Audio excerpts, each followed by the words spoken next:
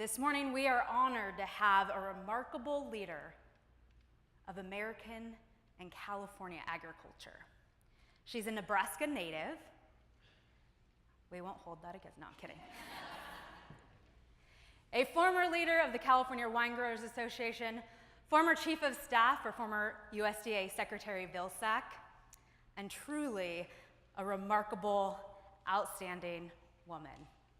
Please welcome to the stage Secretary of California Agriculture, Karen Ross.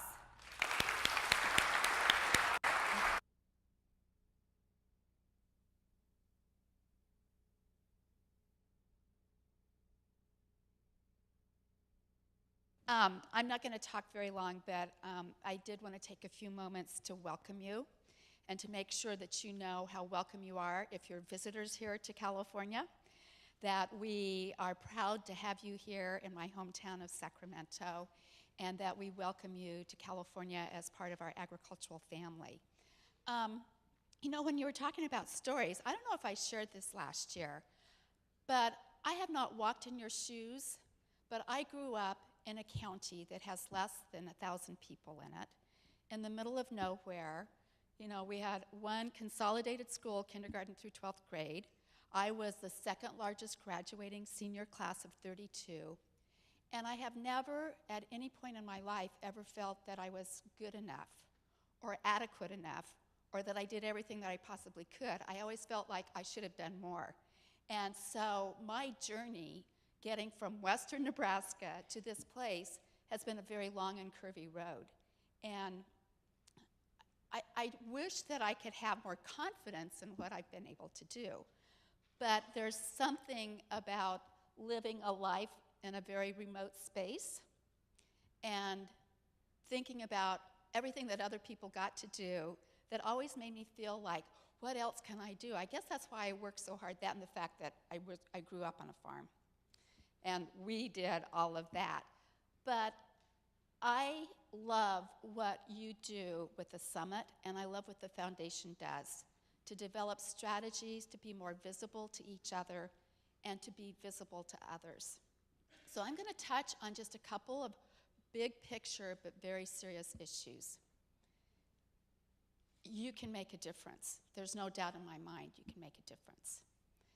One is just the communication of agriculture and what it does and how it touches people every day and how valuable it is. We all need to engage as champions of communicating with all of the people who benefit from us to have them understand all of us who are part of doing that. There's a pretty one-dimensional idea of what agriculture is about, or at least there is in this state. And yet in this state, the most diverse state in the country, has the most diverse agriculture in the country, whether it's the products we grow, or the regions that we have, or the practices that each individual farmer embraces, or the size of their farms, or the people who are behind it, whether it's their ethnicity, their religion, or their gender or sexuality. People don't know that. I always tell my friends, form coalitions to go to the Capitol that will shock people. Well, let's shock people. Let's remind them that diversity is our strength. And we all have a piece of that story to make sure that they know that. I want to remind you of the power of the LGBT caucuses, both in Congress and here in our state capitol. They would love to hear your perspective on some of the agricultural issues. The last farm bill took 2 years to pass and several attempts to get it passed.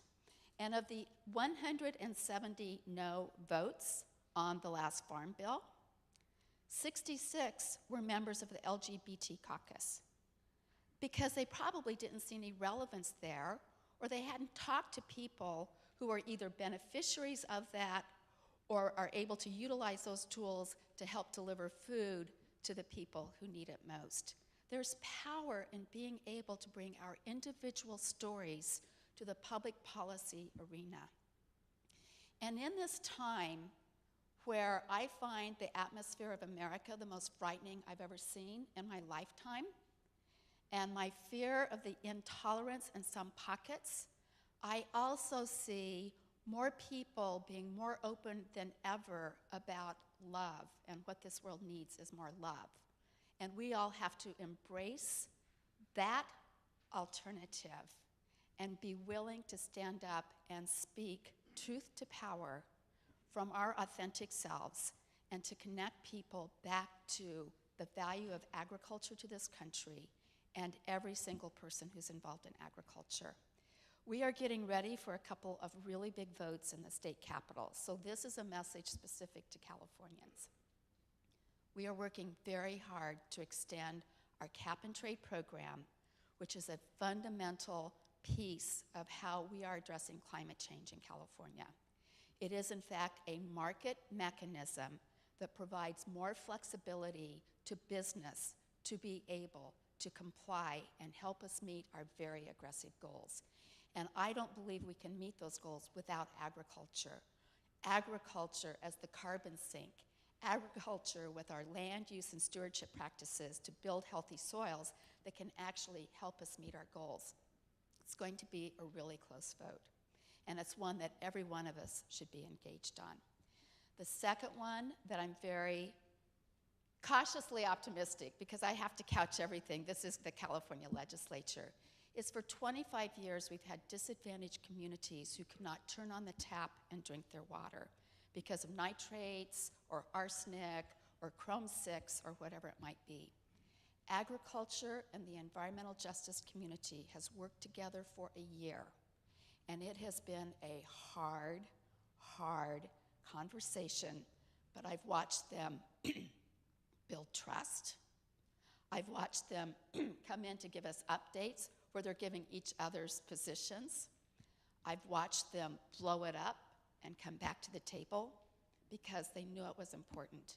And this week they came to an agreement.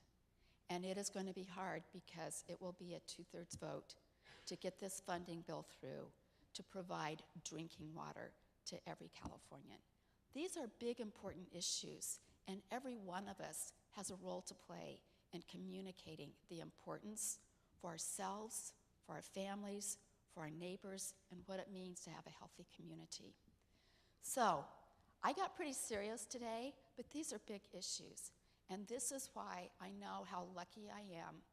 Farm girl from western Nebraska, got her degree, night school, 7.5 years, at an advanced age, whose husband came home and said, guess what, we're moving to California. And I said, do they have agriculture in California?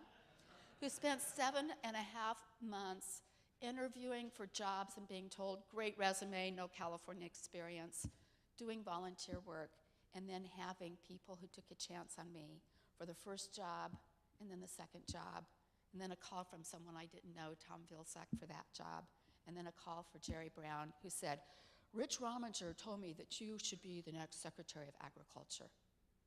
How lucky am I? But I think that if we all go forward and be who we are and treat people with respect and kindness and have compassion for others, good things will happen. So, thank you for being here. I look forward to a little conversation before I go hand out awards for Best of the Best at the California State Fair for wine, craft beers, cheese, and olive oil. Somebody has to do it, okay?